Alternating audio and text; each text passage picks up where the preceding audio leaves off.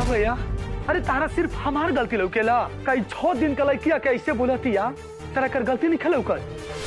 अमर, पहले तुम अपने भाई का मुंह बंद करवाने के लिए अपना मुंह खोलो, फिर बाद में हम 2 लोग मिलकर तय करेंगे कि आरती और पीहू को क्या सजा देनी चाहिए। माते, ये 2 लोग के एगो तो तू बाड़ू और दूसरा एक तो हम है, दूसरा है, तीसरा है, तीसरा है, तीसरा है।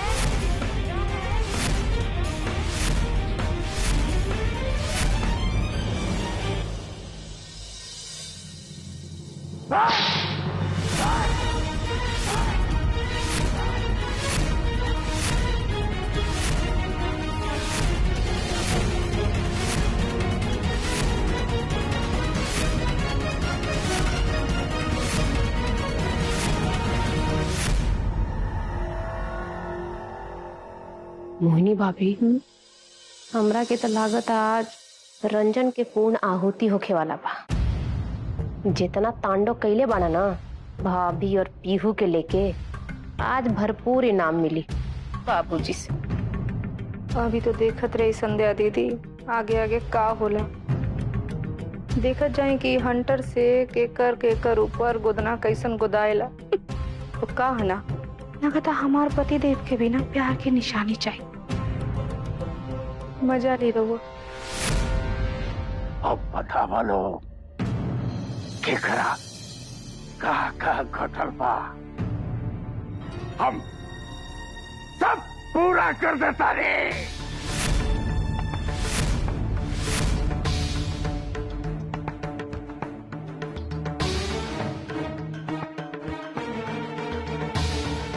आरती, उन जगह रुक जा। बाप और बेटा का बीच में आवे का जरूरत नहीं के द्वारा की,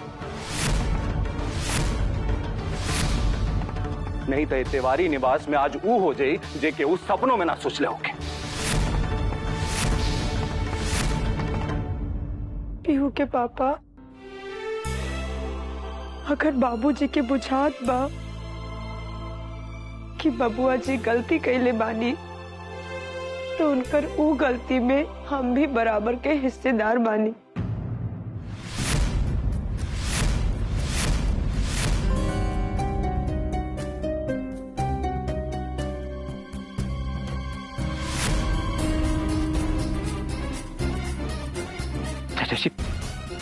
चाचा जी रुक, देखिए ऐसा कुछ मत करिए। देख ले जगत, तारा के कहता नहीं तो बीच से हट जाओ। चला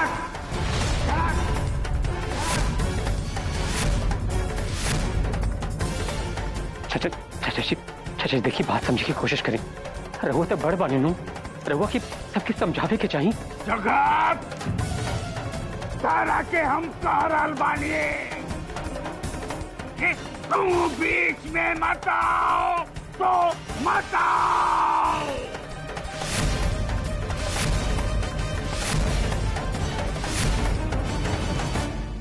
चाचा जी चला।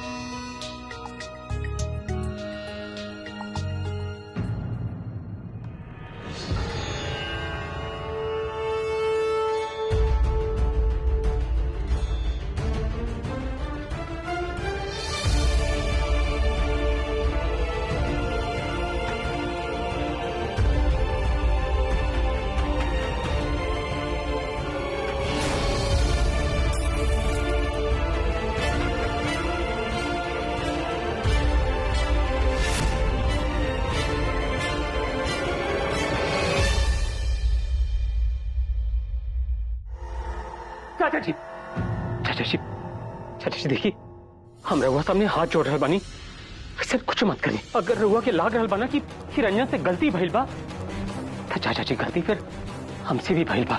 रहुआ रहुआ केवल रंजन की सजा ना दी, रहुआ हमके भी सजा दी।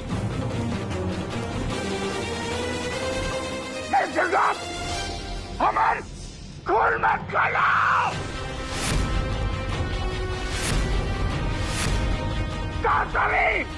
बार बार तरह के कॉलर बनी सबको बीच में मत आओ।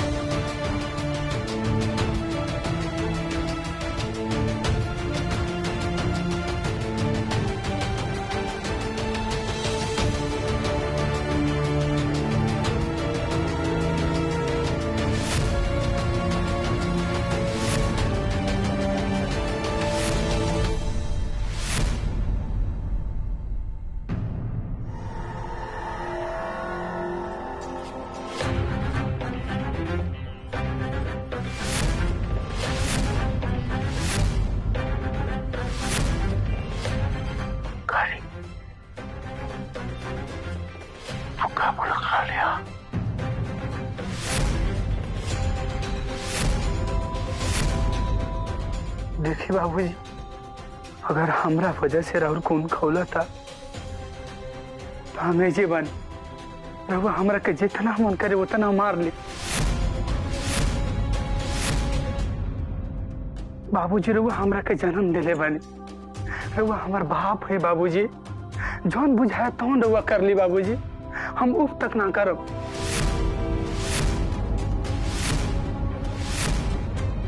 एक बात सुन ली कि पूरा भरल परिवार में एगो औरत अपना के अबला समझे लागे, और अरे 6 साल के बेटी बाबूजी, मात्र 6 साल के बेटी भरल परिवार में अपना बाप के प्यार खातिर तरसे लागे। उ माई बेटी के अगर मदद कईल अपराध है बाबूजी, तो एगो बात जान ली बाबूजी, ये अपराध हम जब तक जिंदा रहम तब तक करम, तब तक करम, तब तक करम।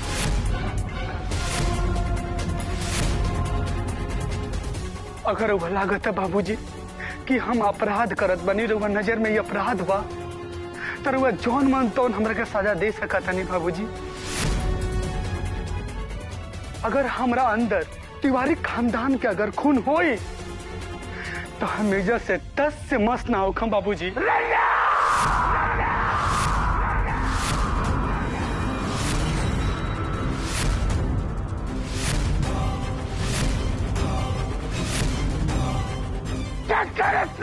हिम्मत भाई, एक तिवारी खानदान में ये हमारा तोड़ा पकड़े है?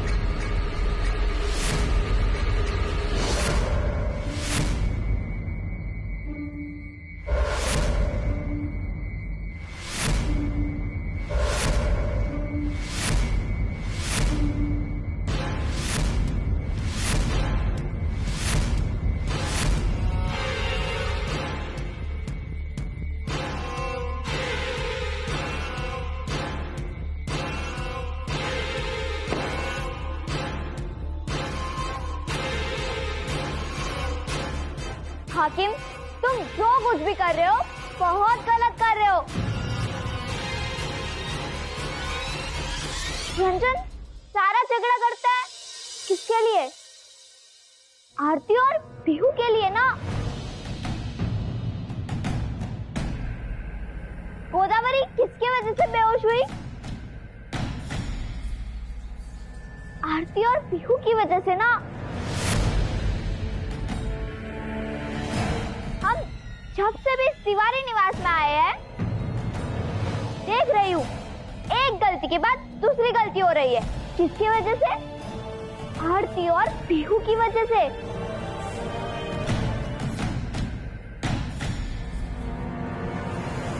माती, हमार परिवार के संस्कार तो यही बानू आते। एगो नारी एक घोर परिवार में चाहे समाज में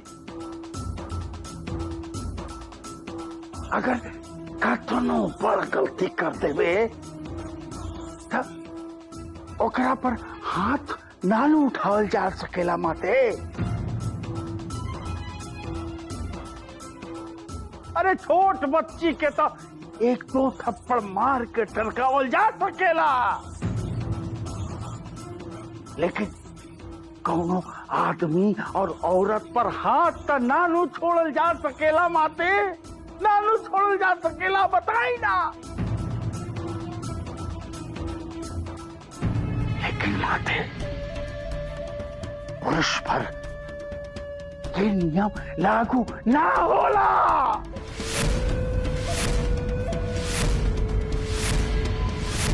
ठीक है, एक पुरुष औरत को सजा नहीं दे सकता, लेकिन एक लड़की भी औरत को सजा नहीं दे सकती, ऐसा तो हमारे धर्मशास्त्रों में कहीं नहीं लिखा है।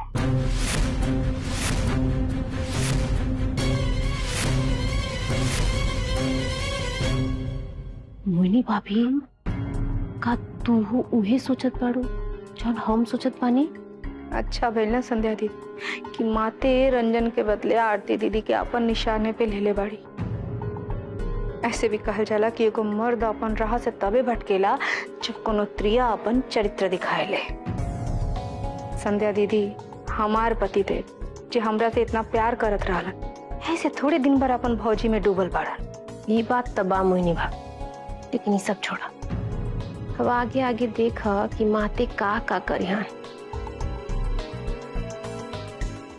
हाकिम, तुम इधर बैठो, हम सोचते हैं कि आगे क्या करना है। ठीक बा माते, हम बैठता नहीं।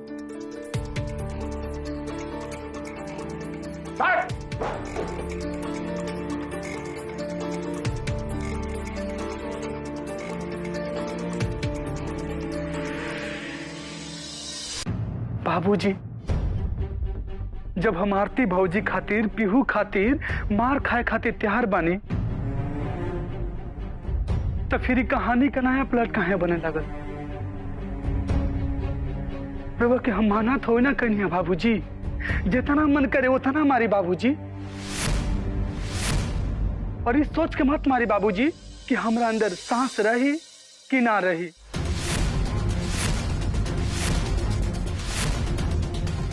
लेकिन बाबूजी अगर हम जिंदा रहा आरती भौजी और पीहू के रक्षा के जिम्मेदारी निभावे खातिर हमरा अन्न जल तक अगर तन भी त्यागे के पड़े न बाबूजी तो हम पीछे ना हटम। लेकिन ये खाली राहुल अधिकार बा बाबूजी। ये 6 दिन के आई लड़की के तो हमें को बात ना सुनम। रउआ जवन कुछ सजा देवे को होई नु खुद रउआ हमरा के दी बाबूजी। कहे कि आरती भौजी के अगर केहू कुछ बोली नु बाबूजी तो हमरा से बर्दाश्त ना होई, ना हम सह सकम।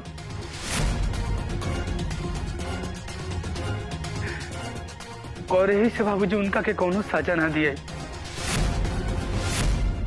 रंजन, पहले तुम अपनी जीभ दांत के अंदर करो। तुम जितना कम बोलोगे उतनी ही कम सजा आरती और पीहू को मिलेगी।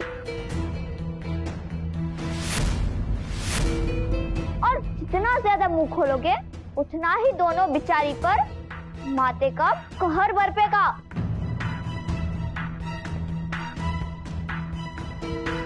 का भैया सुन रहल बानू क्या बोलती है लड़की? अरे तारा सिर्फ हमार गलती लौकेला? कई 6 दिन का लड़किया कैसे बोलती या तारा कर गलती नहीं खेल कर? अमर, पहले तुम अपने भाई का मुंह बंद करवाने के लिए अपना मुंह खोलो, फिर बाद में हम 2 लोग मिलकर तय करेंगे कि आरती और पीहू को क्या सजा देनी चाहिए।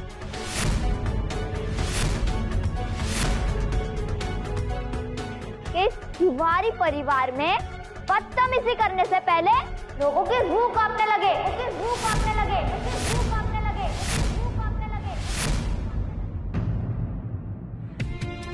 माते हमरा के ही रख ली इनका की सजा देवे खातिर। काहे कि कान्हा के पापा से दूर करके जौन सजा ही हमरा के देले बाड़ी ना, उसे 1000 गुना ज्यादा हम इनका की सजा दे। अगर हमरा के अपने संगे लेबू नु माते तो आरती दीदी के संगे संगे अब ही हम अपन पति देव के भी सबक सिखाते थे।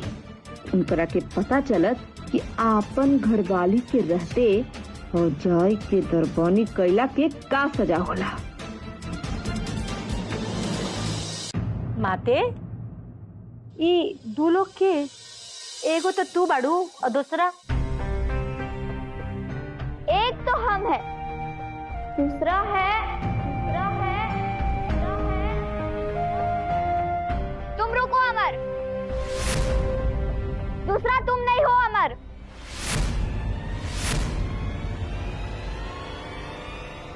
दूसरा पीहू है।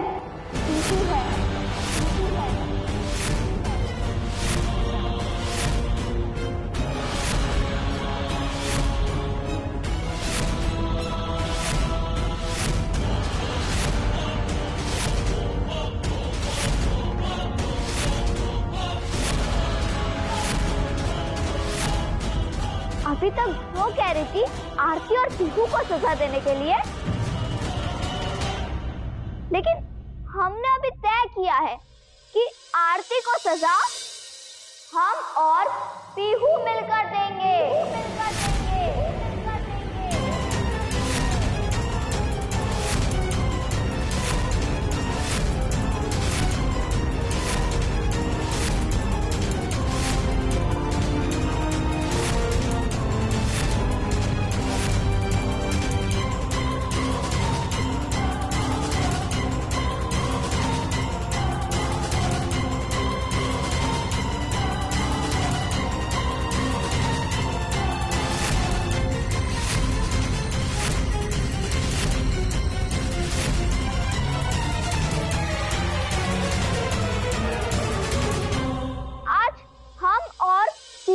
करेंगे